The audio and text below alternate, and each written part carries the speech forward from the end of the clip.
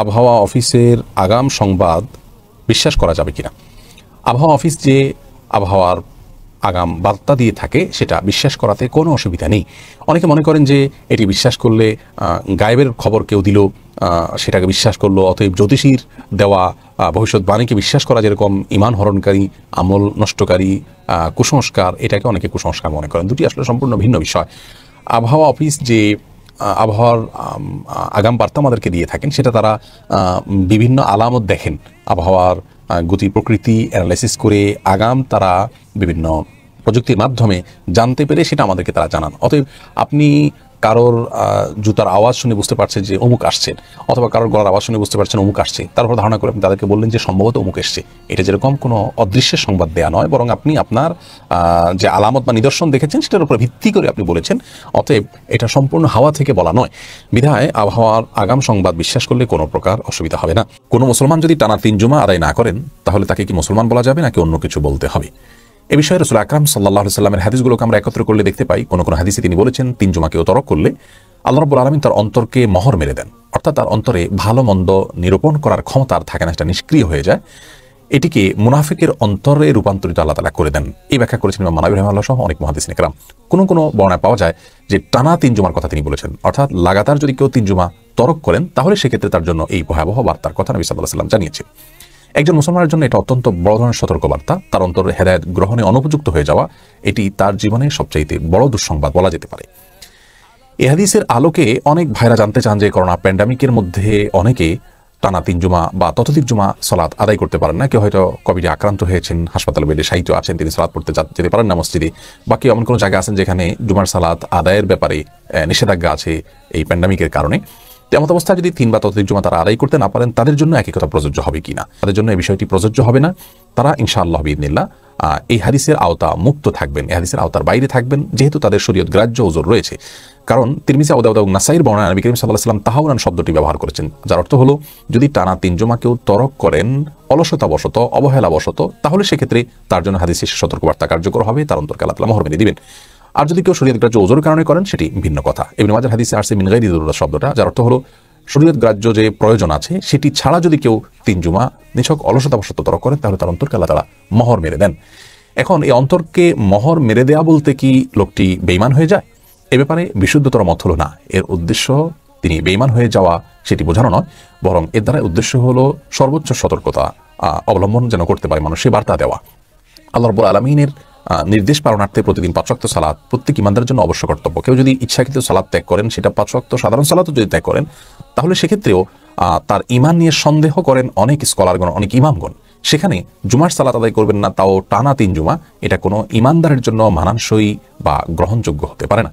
এজন্য 5 ওয়াক্ত সালাত এবং জুমাকে সর্বোচ্চ গুরুত্বের সাথে দেখতে হবে। কেউ যদি এমন কোনো কোম্পানিতে জব করেন যেখানে থেকে তিনি জুমা সালাত আদায় করতে পারেন না, ছুটি পান না, তাহলে সেই কোম্পানি তাকে পরিত্যাগ করতে হবে। কেউ যদি আপনাকে মোটা অঙ্কের বেতনের চাকরির অফার দেয় আর বলে যে আপনি এই চাকরি করতে গিয়ে শ্বাস ছাড়তে পারবেন না, তাহলে সেই চাকরি আপনি কখনোই করবেন না, কারণ মোটা অঙ্কের বেতন দিয়ে কি হবে যদি আপনার প্রাণ চলে যায়। একজন ইমানদারের কাছে 5 ওয়াক্ত সালাত, জুমার সালাতের গুরুত্ব যে কোনো মানুষের বেঁচে থাকার জন্য শ্বাস ছাড়া এবং শ্বাস নেয়ার মতো। শ্বাস নেওয়া ছাড়া যেরকম কোনো মানুষ বাঁচতে পারেন না, তেমনিভাবে একজন ইমানদার তার ইমান টিকতে পারে না সালাত আদায় করা ছাড়া। বিধায় আমার সালাতে যদি আদায় করা না যায় তাহলে আমি সেই চাকরি দিয়ে কি করব? এজন্য কেউ যদি এরকম পরিবেশের মধ্যে থাকেন যেখানে আপনাকে নামাজ পড়তে দেওয়া হয় না, তাহলে আপনার জন্য সেই চাকরি পরিবর্তন করা ফরজ। আপনি বিকল্প কোনো হালাল উপার্জনের পথ খুঁজবেন। কেউ যদি জীবনে কখনো টানা 3 জুমা সালাত ত্যাগ করে থাকেন, তাহলে তার কর্তব্য হলো এখন বিষয়টি অনুধাবন করার পর তওবা করে আল্লাহর কাছে ফিরে আসা। তার অন্তরে মোহর মেরে দেওয়া হয়েছে, এর মানে এই নয় যে তওবা করে তিনি ফিরে আসলেও আল্লাহ রাব্বুল আলামিন তার অন্তরকে আর হেদায়েত দিবেন না, বরং তওবার মাধ্যমে আল্লাহ তাআলা পূর্বের অবস্থাকে পরিবর্তন করে দিয়ে থাকেন, সমস্ত অপরাধ মার্জনা করে থাকেন। সেই সুযোগ যেহেতু রয়েছে, অতএব যারা এই অপরাধ আগে করেছে না বুঝে, তাদের উচিত হলো তওবা করে সঠিক ক্ষেত্রে ফিরে আসা। আল্লাহ তাআলা আমাদেরকে 5 ওয়াক্ত সালাত এবং জুমার গুরুত্ব অনুধাবন করে এটিকে জীবনের সবচেয়ে গুরুত্বপূর্ণ কাজ হিসেবে গ্রহণ করার তৌফিক দান করুন। আসসালামু আলাইকুম ওয়া রাহমাতুল্লাহ। প্রথম প্রশ্ন হলো, আমাদের জীবনে অনেক সময় এরকম হয় যে আমরা আসলে ভুলে অনেক কথা বলে ফেলেছি যেটা আমার ঈমান নষ্ট হয়ে যাওয়ার মতো বিষয়। আমি হয়তো খেয়াল করিনি, আমার অজান্তে হয়ে গেছে, আমি না বুঝে বলে ফেলেছি। তো এক্ষেত্রে আমার করণীয় কি? প্রিয় ভাইরা আমার, এটা খুবই স্বাভাবিক যে আমার অজান্তে, আমার অনিচ্ছা এরকম কিছু হয়ে গেছে। তো এই জন্যই রাসূল আকরাম সাল্লাল্লাহু আলাইহি সাল্লামের একটি আমল, একটি শেখানো কাজ আমাদেরকে করতে হবে, যেটি মুস্তাদরাকে হাকিমে বর্ণিত হয়েছে। প্রিয় নবী সাল্লাল্লাহু আলাইহি সাল্লাম বলেছেন, জাদ্দিদু ঈমানাকুম, তোমরা তোমাদের ইমানকে নবায়ন করো, রিনিউ করতে থাকো সবসময়। ক্বালু কাইফা নুজাদ্দিদু ঈমানানা ইয়া রাসূলুল্লাহ, জিজ্ঞাসা করা হলো, হে আল্লাহর রাসূল, আমরা ইমানকে কিভাবে রিনিউ করব? পাসপোর্ট রিনিউ বুঝি, ভিসা নবায়ন করা বুঝি, ইমান নবায়ন কিভাবে করব? ক্বাল আকসিরু মিন কাউলি লা ইলাহা ইল্লাল্লাহ, অর্থ বুঝে, মানি বুঝে, লা ইলাহা ইল্লাল্লাহর আবেদন বুঝে। লা ইলাহা ইল্লাল্লাহর মানে কিন্তু শুধুমাত্র আল্লাহ ছাড়া সত্যিকারের কোনো মাবুদ নাই এটা না, কিন্তু এটা শব্দের অর্থ। লা ইলাহা ইল্লাল্লাহর একটা ব্যাপক অর্থ আছে। এর দ্বারাই আল্লাহ রাব্বুল আলামিন আমাদেরকে কি বোঝাতে চান, কি কমিটমেন্ট আমাদের কাছ থেকে নিতে চান, সেই বিষয়গুলোকে জেনে বুঝে কিছুদিন পর পর বা কিছু কাল পর পর, বরং কিছুক্ষণ পর পর আমাদের ইমানকে নবায়ন করতে হয়। এই জন্য দেখেন, আমরা প্রত্যেক ৫ ওয়াক্ত সালাতের পর সকাল সন্ধ্যায় তাসবিহগুলো যখন পড়ি, এর মধ্যে লা ইলাহা ইল্লাল্লাহ, লা ইলাহা ইল্লাল্লাহ ওয়াহদাহু লা শারীকা লাহু লাহুল মুলকু ওয়া লাহুল হামদু ওয়া হুয়া আলা কুল্লি শাইইন কাদির, ইউহয়ি ওয়া ইউমীতু ওয়া আলা কুল্লি শাইইন কাদির, বিভিন্ন ফরম্যাটে নবী শিখিয়েছেন না? শুধুমাত্র ওইটার মর্মগুলোকে উপলব্ধি করি, আল্লাহ এর মধ্যে ইমান ভঙ্গকারী কিছু যদি হয়ে থাকে আমারও জানতে, আল্লাহ আপনার কাছে ক্ষমা চাই, আশহাদু আল্লা ইলাহা ইল্লাল্লাহ ওয়া আশহাদু আন্না মুহাম্মাদান আবদুহু ওয়া রাসূলুহু। কিছুক্ষণ পরপরই আল্লাহর কাছে আত্মসমর্পণ করাটাকে নবায়ন করতে হবে। এরকম যদি আমরা করি ইনশাআল্লাহ বিইذনিল্লাহ অজান্তে যেগুলো হয়ে যায় আল্লাহ মাফ করবেন। কিন্তু এখানে একটা কথা মনে রাখতে হবে, আল জাহলু বিল্লাহি কুফরুন, আল্লাহ সম্পর্কে অজ্ঞানতা, আল্লাহ সম্পর্কে না জানা, এটা কিন্তু কুফরি, এটা কিন্তু গুনাহের কথা। আপনি ইমানদার, ইমানের বেসিক বিষয়গুলো আপনার জানতে হবে। যে আজকে আমরা আলোকপাত করলাম ইমান ভঙ্গের কারণ সমূহ, কেন করলাম? কারণ হলো এগুলো আমাদের জন্য জানা সুন্নত না ফরজ? ফরজ। সব এলেম অর্জন করা ফরজ নয়, এলেম অর্জন করা কি ফরজ। যে এলেম আমাদের নাই বেশিরভাগ মানুষের, তো এলেম থাকলে ইনশাআল্লাহ আমি না জেনে বলে ফেলেছি এই কথা আর বলা লাগবে না।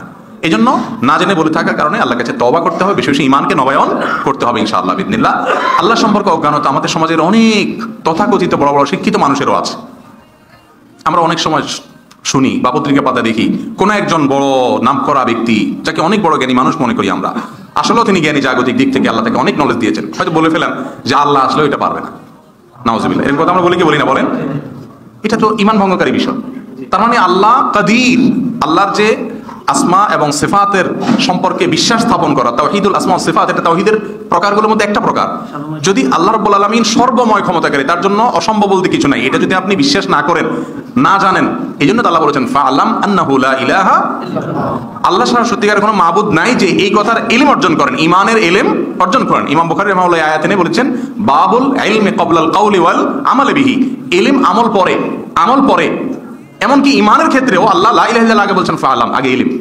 এই জন্য আমাদেরকে জানতে হবে কিসে ইমান ভঙ্গ হয়। জানলে ইনশাআল্লাহ, অজান্তে হয়ে গেছে এটা বলতে পারবো না। আর যদি মুখ ফুসকে বলে ফেলি বা রাগের মাথায় এসে গেছে মুখ দিয়ে, এরকম হলে সঙ্গে সঙ্গে লজ্জিত হয়ে আল্লাহর কাছে ক্ষমা চেয়ে ভবিষ্যতে আর না করার জন্য প্রতিজ্ঞা করলে, ইন্নাল্লাহা ইয়াগফিরুদ যুনুবা জামিআ, আপনারা যে শুনেছেন আল্লাহ ক্ষমা করবেন না, শিরক ক্ষমা করবেন না, অমুকটা ক্ষমা করবেন না, এটার অর্থ হলো যদি সেই অপরাধ করে তওবা ছাড়া মৃত্যু হয় তার জন্য। কিন্তু জীবদ্দশায় আমরা যদি আল্লাহর কাছে বারবার ক্ষমা চাই, ইনশাআল্লাহ আল্লাহ তাআলা সবগুলো মাফ করে দিবেন। প্রসঙ্গত আরেকটি কথা বলা, অনেক ভাই আছেন, বিশেষ করে যুবক ভাইদের, অসংখ্য ভাইদের প্রশ্ন এটা থাকে যে আমাদের মনের ভিতরে ইসলাম সম্পর্কে বাজে চিন্তা আসে, অনেক সময় ইচ্ছার বাইরে আছে। তো যদি আপনার ইচ্ছার বাইরে আসে এবং সাথে সাথে চলে যায়, আপনি চেষ্টা করে ওটাকে দূর করে ফেলতে পারেন, তো আলহামদুলিল্লাহ, এর কারণে কোনো গুনাহ তো হবেই না, বরং আপনি চেষ্টা করে দূর করেছেন, এজন্য আপনি সওয়াব পাবেন। আর যদি শয়তান আপনাকে বাজে চিন্তা দেয়, আপনি ওটা নিয়ে বাজে চিন্তা করতেই থাকেন, তাহলে সেটা আপনার জন্য গুনাহের কারণ হবে। আর যাদের মনে এরকম বাজে চিন্তা আসে, তারা নার্ভাস ফিল করেন, বেশিরভাগ যুবক ভাইরা বলেন যে আমার নার্ভাস ফিল করছে, আমার মনে কেন আল্লাহ সম্পর্কে এগুলো আসছে, তাহলে আমি কি এত পাপিষ্ঠ, আমি কি তাহলে জাহান্নামী? ভাই, নার্ভাস ফিল করার কোনো কারণ নাই। যে বাসায় চোর সম্পদ থাকে সেখানেই চোর যায়। আপনার মনে আল্লাহ সম্পর্কে নেগেটিভ চিন্তা কেউ না কেউ আনছে, তার নাম ইবলিস। কেউ সৃষ্টি করছে। আপনি দেখেন কোনো অমুসলিম, তার মনে এটা আসে না, আপনার মনে কেন আসে? তাহলে বুঝতে হবে ইবলিস আপনাকে কাফের বানাতে চাচ্ছে। এই কথা চিন্তা করার সঙ্গে সঙ্গে আপনার ইমান আরো মজবুত হবে ইনশাআল্লাহ। আমাদের বাংলাদেশে একজন পরিচিত ব্যক্তি, আপনার মনে যখন এই চিন্তা আসবে যে আল্লাহর অস্তিত্ব নিয়ে, আল্লাহ সম্পর্কে বাজে চিন্তা আসছে, তখন আপনি ধরে ফেলবেন যে শয়তান আছে এবং সারাক্ষণ কাজ করছে সে। তাকে আপনি ধরে ফেলতে পারলেই আপনার মধ্যে বিশ্বাস মজবুত হবে ইনশাআল্লাহ, যে তাহলে বোঝা গেল ইমানটাই আমাকে আঁকড়ে ধরার চেষ্টা করতে হবে। আল্লাহ তাআলা আমাদের ইমানকে হেফাজতে রাখার, অমুসলিমদেরকে অমুসলিম মনে না করা, কাফেরদেরকে কাফের মনে না করা, মুশরিককে মুশরিক মনে না করা, এই পয়েন্টটা আজ শত শত হাজার হাজার লক্ষ লক্ষ যুবক ভাইয়েরা, মধ্য বয়সের ভাইয়েরা, বোনেরা, এই পয়েন্টটা অনেকের ভিতরে পাওয়া যায়। প্রথম 2 পয়েন্ট এত বেশি পাওয়া যায় না, এই পয়েন্টটা যত বেশি পাওয়া যায়। আরে সব ধর্মই ঠিক, সব ধর্মই ভালো, সব ধর্মেরই গন্তব্য এক, পথ এক একটা আর কি, এ ধরনের কথা অনেকে বলে না। এই যে গোলালু মার্কা বিশ্বাস, আল্লাহকেও বিশ্বাস করে, আবার বলে যে ধর্ম কোনটাই খারাপ না, সবগুলাই আসলে একই। এই মূর্খতা, এই জাহালাত ঘরে ঘরে আমাদের অনেক মুসলিম ভাইদের মধ্যে আছে। তিনি জানেনও না তার এই বিশ্বাসের কারণে ইমান আগে থেকে থাকলেও এই বিশ্বাস যখন আসছে তখন তিনি বেঈমান হয়ে গেছে। কাফেরদেরকে কাফের মনে করতে হবে। তারা কি জান্নাতে যাবে না জাহান্নামে যাবে? অনেক অমুসলিমের মৃত্যুর পর আমাদের অনেক ভাই বোন লেখে RIP, রেস্ট ইন পিচ, জান্নাতে গিয়ে আরাম করো। বাহ, জান্নাতে গিয়ে আরাম করো বলতেছে কাকে? ওই ব্যক্তিকে যেই ব্যক্তি জান্নাতের সৃষ্টিকর্তার স্বীকৃতিই দেয় নাই। আবার এটাকে মনে করো উদারতা, বড় মনের পরিচয় যে জান্নাতে শুধু আমরা যাবো কেন, তারাও তো কত ভালো কাজ করছে, তারাও যাবে। যে ব্যক্তি জীবনে কখনো জান্নাতের নাম শুনলে ঘৃণা করছে, তাকে টাইনা জান্নাতে নেওয়া এটা তার জন্য ভালো না খারাপ? তার প্রতি অবিচার, ঠিক না বেঠিক? যে লোকটা জান্নাতকে বিশ্বাসই করে নাই, আল্লাহকে বিশ্বাস করে নাই মানে জান্নাতও বিশ্বাস করে নাই, ঠিক না বেঠিক? যে আমার জান্নাতকে বিশ্বাসই করে নাই সারা জীবনে, যদি কাছে জীবদ্দশা বলা হয়তো ভাই চলেন আপনাকে জান্নাতে নিয়ে যাই, সে রাগ করতো। অমুসলিম হলে রাগ করতো কিনা? তো জীবদ্দশাতে জান্নাতে নেওয়ার কথা বলে রাগ করতো। বেচারা মারা যাওয়ার পরে তাকে টাইনে আপনি জান্নাতে নিচ্ছেন, আপনি মনে করছেন উদারতা দেখাচ্ছেন, আরে আপনি তো তার প্রতি অবিচার করছেন, ঠিক না বেঠিক বলেন? ভাইরা আমার, কিছু মানুষ আমাদেরকে উদারতার সবক দেয়, বলে যে হুজুরদের মনগুলা সব ছোট সংকীর্ণ মনে হয়, আসলে এদের উদারতা নেই। এটা অমুসলিম, তার ব্যাপারে আমরা ব্রডনেস থাকলে সমস্যাটা কোথায়? আমি বলি যে আপনার বউয়ের ব্যাপারে আপনি কিন্তু ভাগ বসাইতে বলবেন না কাউকে। আপনি মানিব্যাগের বেলা বুঝেন এটা আমার মানিব্যাগ, আপনারটা আপনার, বউ আমারটা আমার, আপনারটা আপনার, পরিবার আমারটা আমার, আপনারটা আপনার, এগুলো খুব ভালো বুঝেন। রাষ্ট্র আমাদেরটা আমাদের, পাকিস্তানিটা পাকিস্তানিদের, এটা আমরা বুঝি না ভালো? এইসব জায়গায় কি আমরা উদারতা দেখাই? আমাদের স্বাধীনতা দিবসে পাকিস্তানিরা যদি এসে আমাদেরকে উইশ করে যে তোমাদের স্বাধীনতা সুসংহত হোক, তোমরা লক্ষ লক্ষ শহীদের বিনিময়ে স্বাধীনতা অর্জন করেছো, ধরে রাখার চেষ্টা করো, পাকিস্তানি কোনো নেতা এসে যদি বক্তব্য দেয়, সেটাকে পৃথিবীর কোনো মানুষ উদারতা হিসেবে দেখবে? এটা তো খুব ভালো বুঝি। মাশাআল্লাহ, একজন বলল যে ভাই আপনার জন্মের ঠিক নাই, আপনার বাবা মুখ না, সে আমার জন্মকে অস্বীকার করে, আমার বাবা আমার মায়ের চরিত্র নিয়ে সে সন্দেহ করে। আমি যদি তার মৃত্যুর পর বলি যে মা অমুক লোকটা মারা গেছে, তোমার বেডরুমে থেকে আমি নিয়ে যেতে চাই, এটা কি উদারতা হবে? নাকি মা সম্পর্কে সন্তান, কুলঙ্গার সন্তানের উদাসীনতা হবে? উদাসীনতা হবে না? আল্লাহ রাব্বুল আলামিনের অস্তিত্বকে যে অস্বীকার করেছে, আল্লাহর সঙ্গে যে শিরিক করেছে, আপনার মায়ের মাতৃত্ব সম্পর্কে সন্দেহ করলে, অস্বীকার করলে, মিথ্যাচার করলে সেটা যদি আপনার কষ্টের কারণ হয়, আরে আপনার মা তো মা, আপনার সৃষ্টিকর্তার সঙ্গে যে অবিশ্বাস করেছে, অস্বীকার করেছে, তার সঙ্গে শিরিক করে তাকে কষ্ট দিয়েছে আল্লাহর ভাষায়। আল্লাহকে কষ্ট দেওয়া যায় না, কিন্তু রূপক অর্থে আল্লাহ বলেছেন ইউযিন ইবনে আদম, বনি আদম আমাকে কষ্ট দিয়েছে। আপনার মাকে অপমান করেছে, মার মনে কষ্ট দিয়েছে, মার মাতৃত্ব নিয়ে কথা তুলেছে, আপনার বাবার পিতৃত্ব নিয়ে কথা তুলেছে, আপনার চরিত্র নিয়ে কথা তুলেছে, আপনার মায়ের চরিত্র নিয়ে কথা তুলেছে।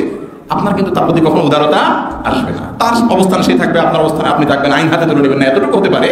কিন্তু তাই বলে আপনি তার সঙ্গে মাখামাখি করতে যেতে পারেন না। ধর্মের বেলায় আসলে আমাদের উদারতা গদগদ করে, ঠিক না? ঠিক। তো এটা ঈমান ভঙ্গের কারণ ভাইরা আমার। এটা উদারতা নয়, এটা উদাসীনতা। এটা উদাসীনতা, এটা দেউলিয়াপনা, এটা আপনার বিশ্বাসের ব্যাপারে আপনার কনফিডেন্টের অভাব। আপনি নামধারী মুসলিম, আপনি আল্লাহর খাতে মুসলিম হতে পারবেন না। অমুসলিম ভাই বোন যারা আছেন তাদের প্রতি সদাচরণ করা, তাদেরকে যথাযথভাবে মর্যাদা দেওয়া, সামাজিকভাবে তাদের সঙ্গে সহাবস্থান করার নির্দেশ আল্লাহ তাআলা করেছেন সূরা হুজুরাতের মধ্যে।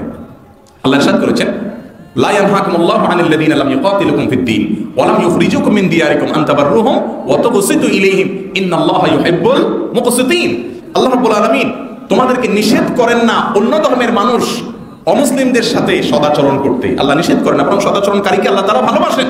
যদি তারা তোমাকে তোমার দেশ থেকে বের করে না দেয়, ধর্মযুদ্ধ তোমাদের উপরে চাপিয়ে না দেয়, শান্তিপূর্ণ সহাবস্থান করে, তাহলে তাদের সাথে দুরাচরণ না করে ভালো আচরণ করতে আল্লাহ কি করেন না? নিষেধ করেন না। তাহলে এখান থেকে পরিষ্কারভাবে বোঝা গেল যে অন্য ধর্মের মানুষের প্রতি আমাদের উদারতা থাকবে, কিন্তু সেই উদারতার একটা সীমানা থাকতে হবে। থাকতে হবে কি হবে না বলেন? উদারতার একটা সীমানা থাকতে হবে। আমার বিশ্বাসের সঙ্গে তার বিশ্বাস যখন যায় না, আমি তার জন্য যদি দোয়া করি, যারা রেস্ট ইন পিচ লেখেন তারা দোয়া কার কাছে, মুসলমান দোয়া কার কাছে করবে? শুধু আল্লাহর কাছে। তো আল্লাহর কাছে যদি বলে আল্লাহ আপনাকে যে অবিশ্বাস করেছে, আপনার সঙ্গে যে শিরিক করেছে, তাকে আপনি আপনার জান্নাতে দিয়ে দেন, তাহলে এটা আল্লাহর কাছে এটা চাওয়া আর ও মায়ের চরিত্র নিয়ে সন্দেহ করা মানুষটার ব্যাপারে মায়ের কাছে কোনো আর্গুমেন্ট করা, দুটার মধ্যে কোনো বেশ কম নাই। আল্লাহ রাব্বুল আলামিন আমাদের ঈমানগুলোকে হেফাজত করার তৌফিক দান। আমাদের অনেক ভাই বোন আছেন তথাকথিত উদারতা করতে গিয়ে এই কথাগুলো বলেন, সব ধর্মই ঠিক, সবই এক জায়গায় যাবে, এগুলো আমাদের বলার কোনো সুযোগ নেই। ইন্নাদ-দীন ইনদাল্লাহিল ইসলাম, আল্লাহর কাছে একমাত্র মনোনীত দিন হলো ইসলাম। আর ইসলাম ছাড়া অন্য কোনো দিন যদি আল্লাহর কাছে নিয়ে হাজির হয়, ফালা ইউকবালা মিনহু, তার থেকে সেটা গ্রহণ করা হবে না। আল্লাহ রাব্বুল আলামিন আমাদেরকে অমুসলিম ভাইদের প্রতি তাদের মর্যাদা, তাদের প্রতি দায়িত্ববোধ যেগুলো ইসলাম আমাদেরকে দিতে বলেছে সেগুলো দেওয়ার পাশাপাশি তাদের ব্যাপারে আমাদের ধারণাকে পরিষ্কার করার তৌফিক নসিব করুন।